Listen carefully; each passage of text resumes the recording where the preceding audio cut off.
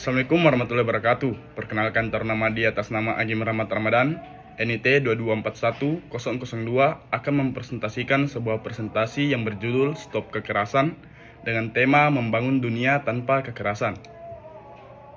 Jadi, kekerasan adalah perilaku yang merugikan, menyebabkan penderitaan dan dapat melibatkan kekuatan fisik, kata-kata ataupun perilaku. Ini bisa terjadi di berbagai situasi dan menyentuh banyak aspek kehidupan. Kekerasan mencakup tindakan fisik seperti pukulan, verbal seperti hinaan, dan psikologi seperti tekanan emosional. Menurut laporan Organisasi Kesehatan Dunia (WHO), lebih dari 1,3 juta orang meninggal setiap tahun akibat kekerasan.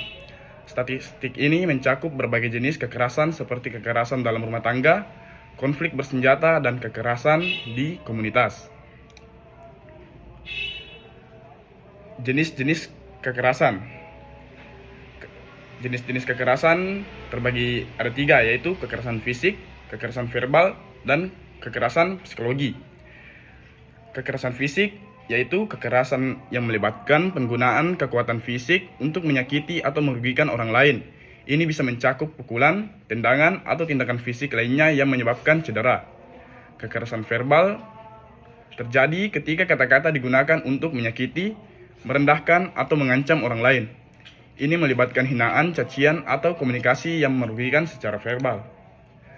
Sedangkan kekerasan psikologis yaitu mencakup tindakan atau perilaku yang merugikan kesejahteraan mental dan emosional seseorang.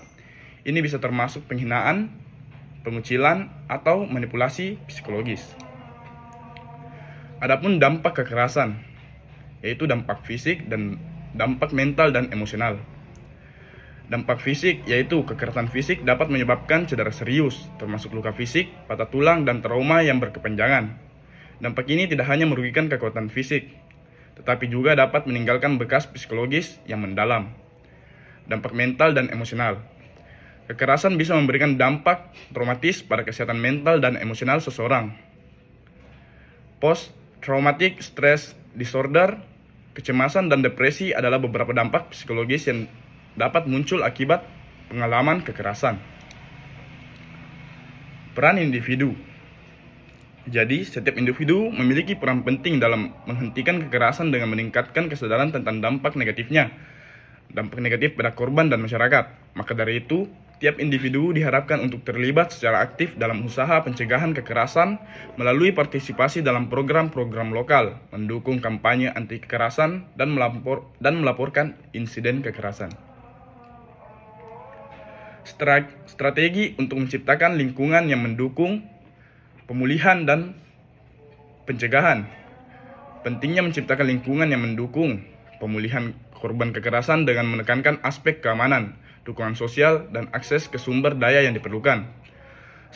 Strategi konkret seperti kampanye edukasi untuk kepentingan kesadaran, pelatihan untuk mengidentifikasi tanda-tanda kekerasan, dan program pencegahan di sekolah dan komunitas. Bersama-sama membangun kehidupan tanpa kekerasan. Jadi di sini kolaborasi komunitas mengajak semua peserta untuk bekerja sama dan berkolaborasi dalam menciptakan komunitas yang aman, mendukung, dan bebas dari kekerasan. Menegaskan nilai kemanusiaan, mengingatkan bahwa setiap tindakan kecil memiliki dampak yang besar, dan bersama-sama kita dapat merubah norma sosial untuk menciptakan dunia tanpa kekerasan. Adapun langkah-langkah nyata yang dapat diambil oleh masyarakat seperti pendidikan dan kesadaran, dukungan terhadap organisasi anti kekerasan.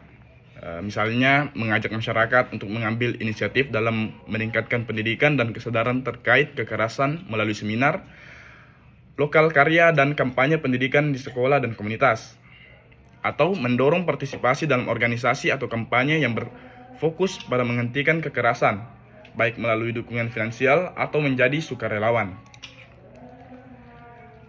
Cukup sekian yang bisa saya sampaikan. Saya Agim Rahmat Ramadan. Terima kasih.